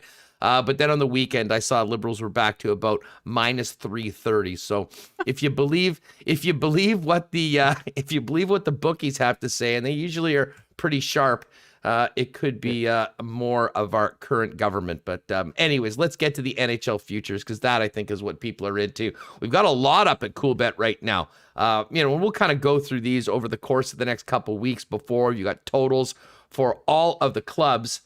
But looking at the league champion odds, remember we were talking about the Jets at 50-1 during the summer, Remis, and said that didn't make sense? Well, it's obviously coming down a little bit. Now 40-1, but still I think some pretty good odds when you see some of the other teams in and around that area. Philly at 35-1, Dallas at 30, Rangers 28, Oilers 27. A lot of people sleeping on the Jets, but that's nothing new.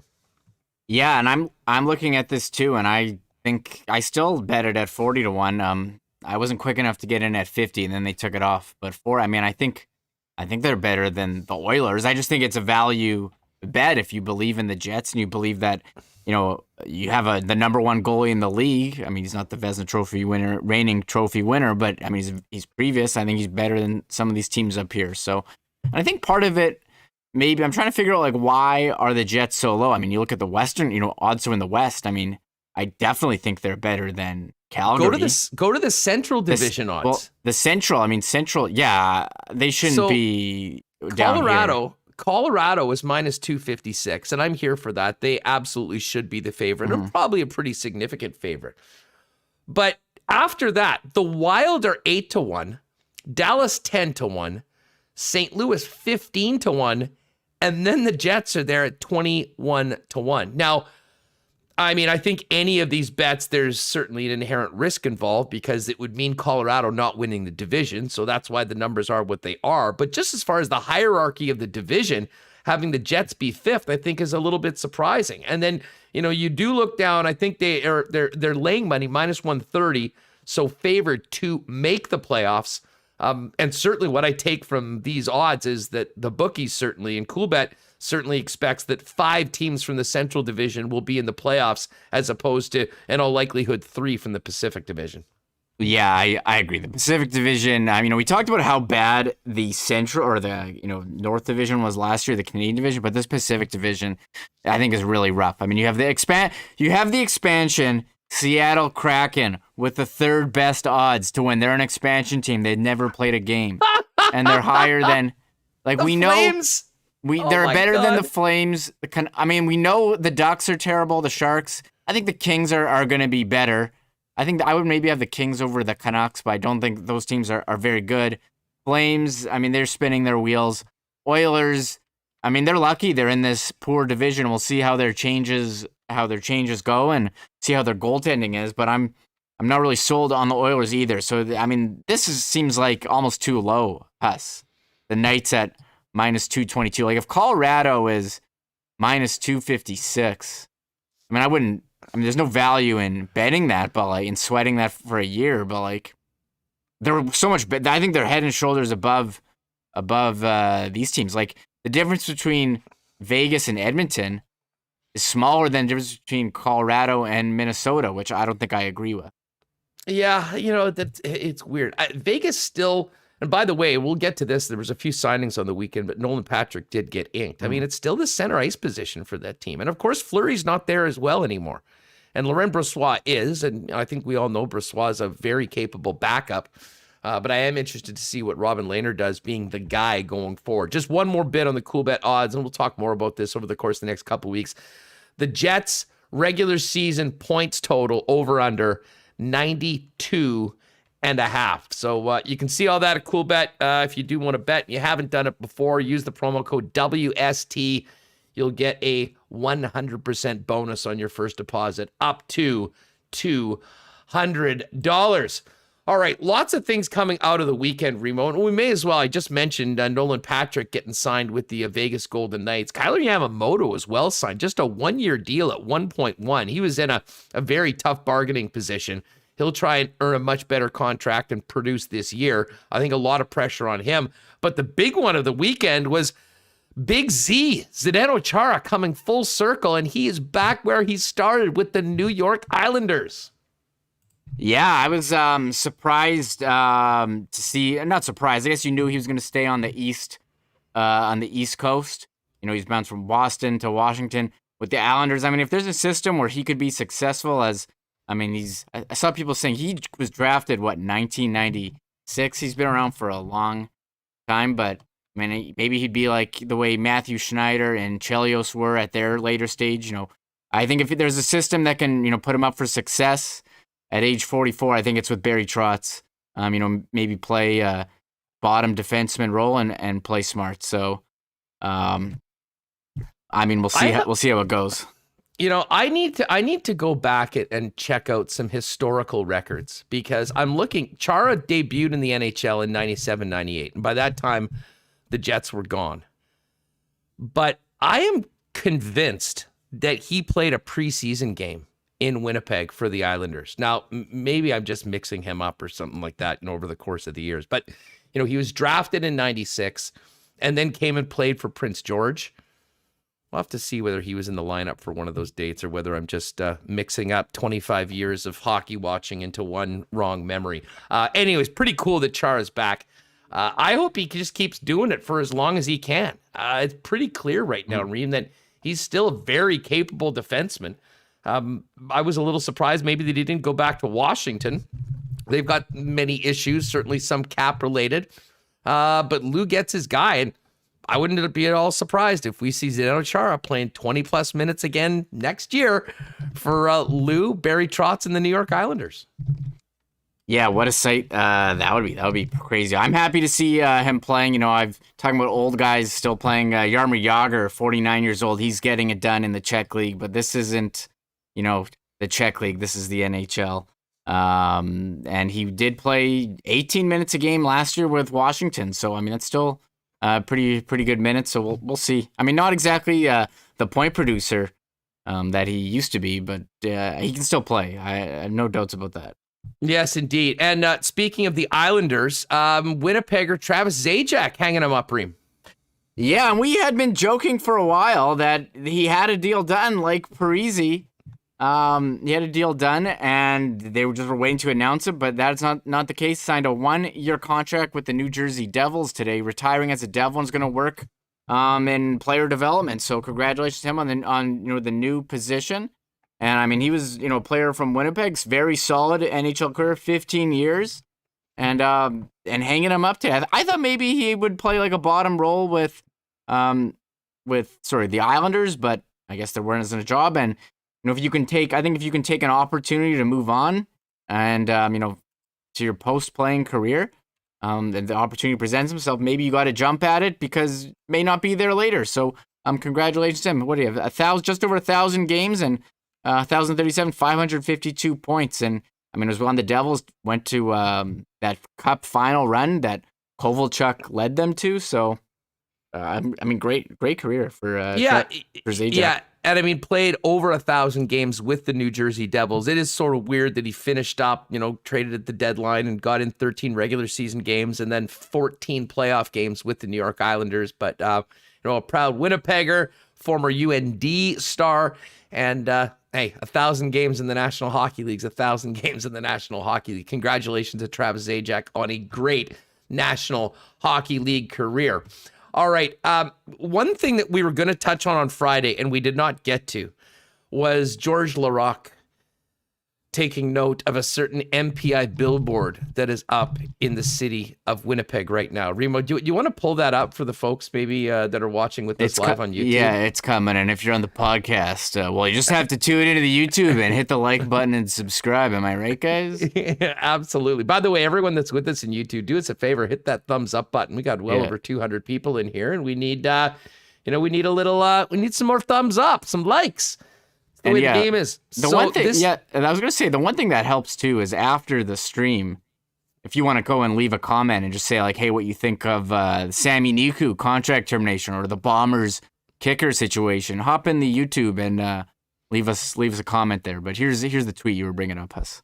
Yeah, so there it is, the Mark Scheifele. And I'm not sure when this was planned, when they took the picture or whatnot, but there it is. It's a heads up on the road. Scheifele looking at the driver saying, hey, bud, eyes on the road. Normally, I wouldn't think anything of this, but when you consider the way Mark Scheifele's season ended last year with the suspension in the playoffs against the Montreal Canadiens, there is a little bit of irony in this, and it was not lost on former NHL enforcer George Laraque, Remis. Yeah, and I saw a different one that maybe wasn't as menacing on, I think it was on Pemina. But yeah, this one, he's holding up the glove saying, I'm gonna charge you from the other end of the rink. I don't know if it is a jab, but George Laraque certainly thought it was. There's no way that it is. There's no way. You think MPI is involved? They're trying to keep people safe on the road. I don't think they're making light of head injuries. I don't think Scheif is leaning into his newfound reputation as an assassin of the National Hockey League or anything like that. But anyways, George Laraque, former enforcer, saying, when Mark will play the Habs on March 1, you will understand the meaning of the code. Oh, and you got to say it like that. Big day for the code today when George got to thump that up. So yes, you can circle March 1st on the calendar. That will be code night at code night at the Bell Center. I am very interested to see how that plays out, though. Scheifele's not the sort of guy that fights. He's, it's not really his thing. But when you see this sort of talk will be going, and we'll see. I don't know whether Jack Todd and all those other people in Montreal that were so out of breath after things happened, saying that he should have spent the night in jail, whatnot, have calmed down a little bit. I know Scheifele will be thinking about it because, of course, he's not going to be on the ice. He'll be in the press box for game 1 of the regular season, Reem, because that 4-game suspension only included 3 playoff games because of how quick the series was. Yeah, I'm curious how that's going to go. That's a game in March. You're going to be going towards the playoffs. You wouldn't want to see him get hurt. And I'll say this. I don't know what place the code has in hockey today. Hashtag the code. He made a bad hit. I don't know. I want to say he owned up to it, but he definitely didn't. That's debatable. Really that's debatable if he owned up to it. I think he acknowledged the suspension. But look, he got suspended for 4 games. The Jets got absolutely humiliated in a series, absolutely dominated. I mean, and I know that last season, so the Rangers thought that, and everyone on that suspension said it was, it was a harsh suspension. It was probably more than what President has shown.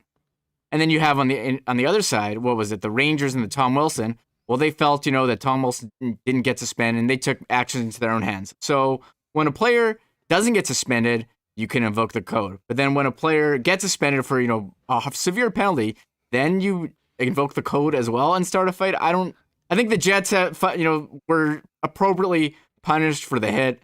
I would think that it's done. Like, do they need to fight now and injure someone else? Like, is that necessary?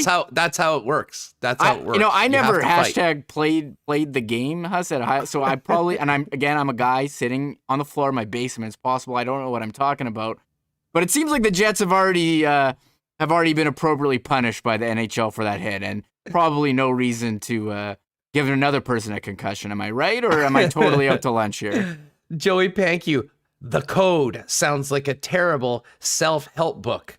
Tatiana, hi Tatiana. Scheifele is a good guy. Give me a break. It's a top player too. Waiters, with an unpopular opinion amongst many, it was a great hit. It was certainly T. Will. It was a heck of a hit. Not sure if it was necessary. That is probably the truth. And Mitch, WHT, what's up, Mitch?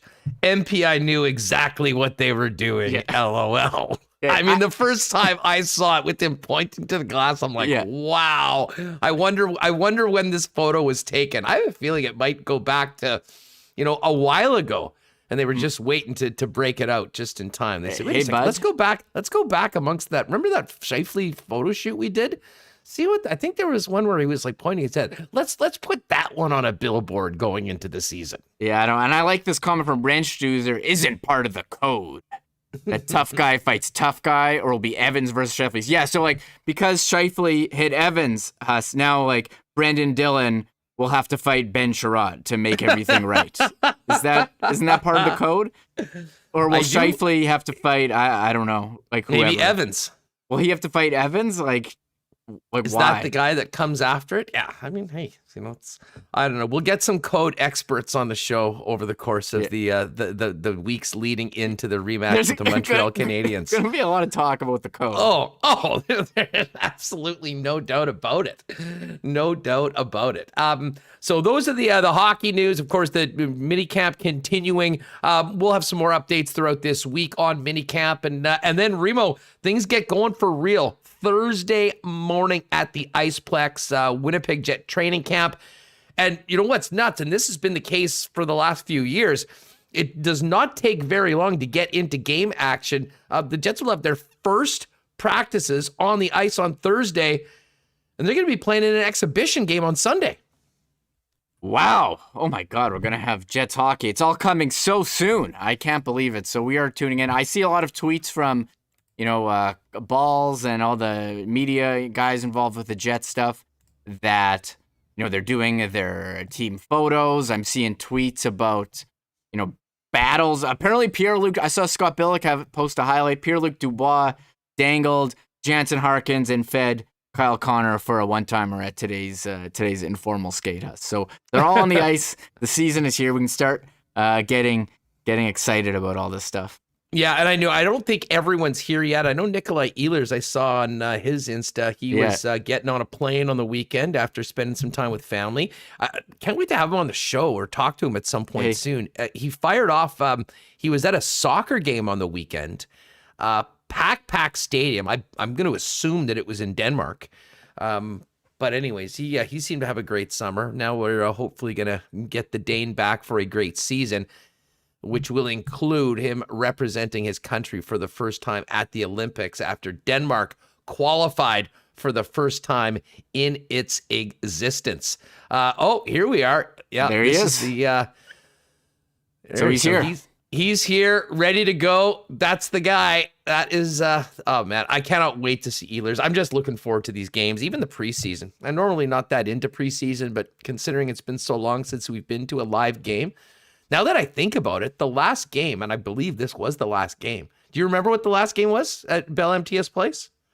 The formerly known Bell MTS Place, I now know Canada Life Center? I remember they played at Edmonton. That was like the last game before, or the night. Was that the night Rudy Gobert was positive? That's the night we'll all remember. Where were you when that came out? No, I don't. I don't remember. The game I remember, and I'm pretty sure this was the last game at home for the Jets, was the win over Vegas Friday, March the 6th. Hellebuck was the first star, and that was the game that he did the fishing rod celebration after the first star.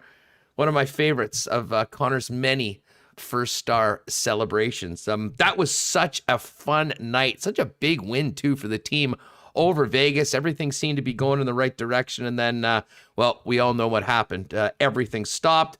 They got back together in a bubble in the middle of August to play the Stanley Cup playoffs. Just still thinking about that is just so bizarre. But the good thing is that, we'll have some semblance of normalcy with a regular schedule, with fans in the building, although it certainly will be different than we remembered going to a game back in March of 2020. Yes, definitely. So, we're all getting used to what's going on, but how could we, forget about mid-March 2020. Here, one other clip, Huss, as we move on. Nate Schmidt in the Heritage, trying on the Heritage Blues. This is what Nate Schmidt looks like in a jersey. Sorry, podcasters, but this is on the Jets Twitter feed. And those jerseys, man, look pretty nice. They're the best. They are absolutely the best jerseys. And, at some point, I do wonder whether the Jets will move to this as their main jersey. Certainly, I think it's safe to say that if you polled the fans, this version is without a doubt the most popular one. They are going to be wearing them 14 times this year, so they now have become that third jersey, taking the place of the old Aviator. But speaking of bringing things back, Remo, and jerseys, the Phoenix Coyotes are now using the Kachina logo as their main logo going forward, which is sort of appropriate that the worst logo in hockey will be on the jerseys of what could very well be the worst team in hockey and potentially a historically bad team the way the Coyotes look going into the season. Whoa, Huss. I'm going to disagree with you. First of all, I will say that any jersey that is out now, every team's best jersey is from the 90s. There's not too many teams that have an improved jersey. So this jersey, I remember when it came out. Terrible take. That is the correct take. This jersey, when it came out, it was a joke. We laughed at it. We're in Winnipeg. We know what real hockey is. They don't even know. I remember laughing. They don't even know what icing is in Arizona or offside. They announced today the rebrand, bringing back the Kachina jersey full time. This is far superior to the previous branding. I think it screams desert, screams Arizona, harkens back to the long history of the great Coyotes franchise with names like Shane Doan, Keith Tkachuk, and Teppo Numminen. So I'm here for this. This is what they should have done a long time ago, and I'll bring up their jerseys right now. So I think this is a great move, Huss. These are the worst, and maybe I associate them with our team leaving. That's possible. Picking up new big, but honestly, there's not very much redeeming from this jersey. And as I say, the Coyotes as a franchise are a disaster right now. They've got a year left in their home, and then they're going to be looking for a new one. And honestly, it might be appropriate that they spend their last season in an empty Gila River Arena, invoking memories of the beginning of the Coyotes franchise, because there has been, this might be the most noteworthy thing the Coyotes have done in their existence. Change their uniform, because that's about it. I'll go back. Like, they did the rebrand where they became went from Phoenix Coyotes to Arizona Coyotes, and I thought these were pretty bad. I don't know, this logo, looks like a shark. I never really got that it was a coyote. It looks like a shark. That doesn't look like a coyote. It's got shark fins on the bottom. I never liked this jersey. I didn't like the color. Until you said that, I could never see it, but now I guess I sort of see what you're saying. And then they redid the jerseys and put the black on the shoulders to stand for the desert or something. I hated these. They were terrible. These jerseys, they have an identity. They scream Arizona. I'm here for the Kachina. It's way better than whatever they were rocking.